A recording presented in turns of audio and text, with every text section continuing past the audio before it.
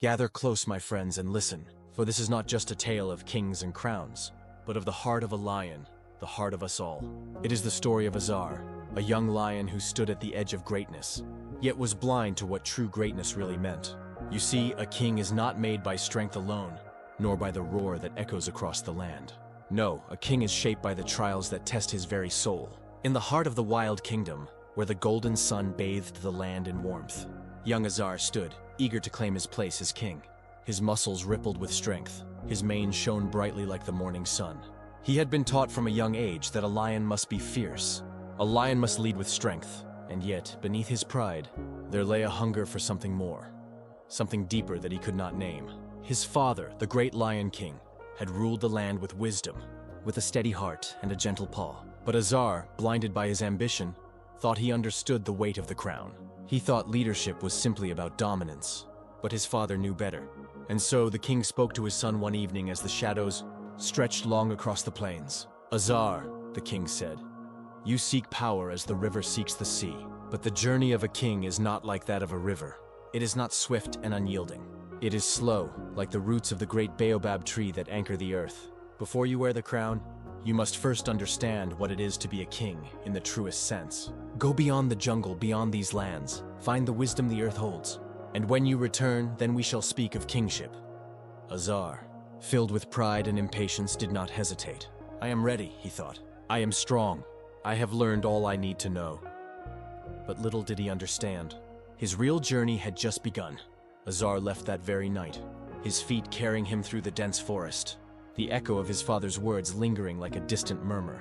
He had no idea where his journey would take him, but the path ahead felt heavy with his own uncertainty. Azaar walked for days, his mind consumed with thoughts of returning as a mighty king. He crossed rivers, climbed hills, and when he finally arrived at the first of his trials, it was a great mountain that towered before him. The mountain seemed to touch the sky, and Azaar felt the weight of his task pressing upon him. But he was not afraid. No, he believed in his strength, in his speed, and his power. He thought that if he could climb the mountain faster than any before him, he would prove his worth. But as Azaar climbed, the path grew steeper. The winds howled, the rocks sharp and unforgiving. And there, amidst the cold winds, he met an old eagle perched on a cliff. The eagle's eyes were wise, as though it had seen countless suns rise and fall. It spoke, its voice like a soft breeze. "Why do you climb, young lion?" Azaar, proud and eager, puffed out his chest. "I climb to prove my strength, to show that I am worthy of the throne." But the eagle merely tilted its head.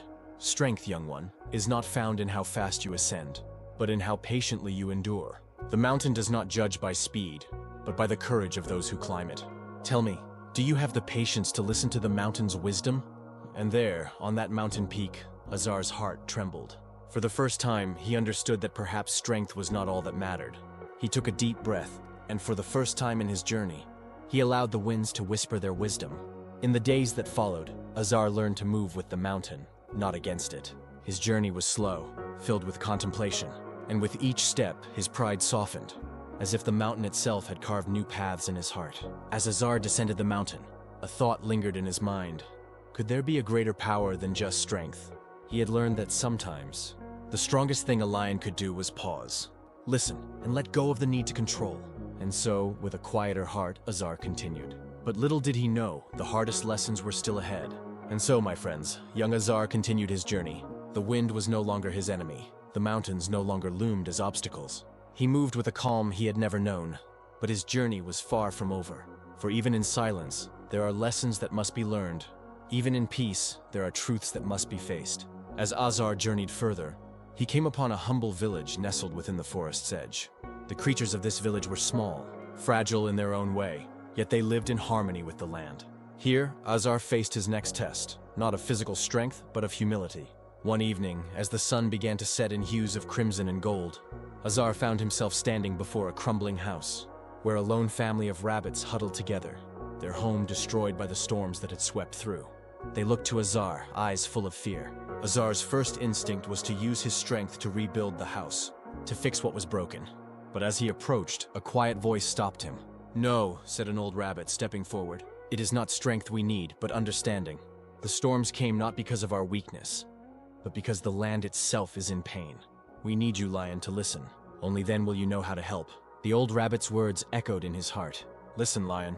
Listen to the land, to the people, to the silence. Only then will you know what truly needs to be done. For the first time, Azaar hesitated. His roar, his strength had never failed him. But this was different. This time, he had to be still. And as he sat there, listening to the whispers of the wind, he began to understand. Strength was not in always acting, but in knowing when to wait, when to understand. The journey grew quieter, more introspective. Azaar wandered into a vast, silent desert, where the golden sands stretched endlessly before him. Here, in the solitude of the desert, he encountered something far more profound than any trial of strength. On the fourth night, as Azaar looked up at the starry sky, a figure appeared in the distance. It was not a creature, but a mirror, standing tall against the sand. The mirror was ancient, its surface cracked, yet it reflected the moonlight perfectly.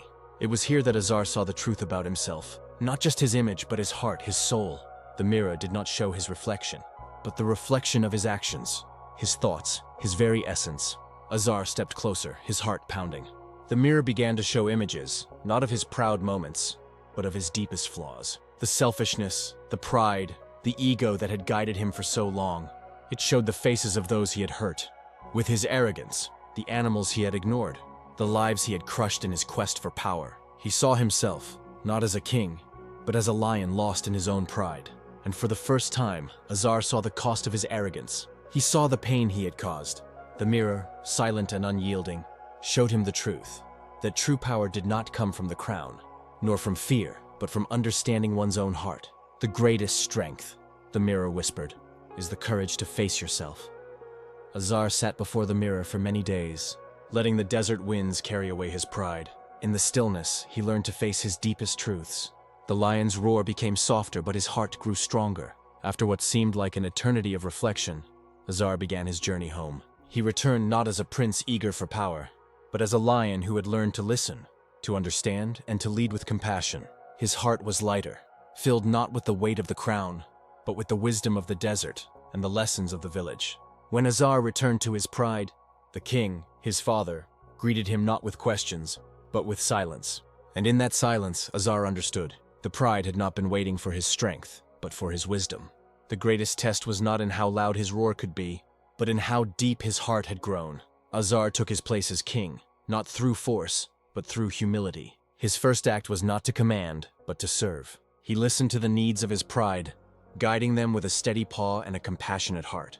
His rule was not marked by dominance, but by peace. And so, my friends, the lion became a king, not because he was the strongest, but because he was the wisest. And he ruled not with pride, but with love.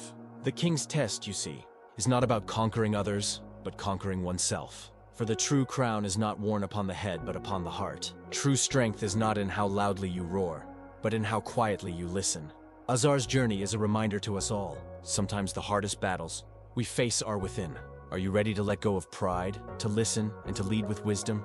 Share this story, subscribe the channel, reflect on the lessons it carries, and stay with us for the next tale, because every journey, every lesson, shapes the leader within us all.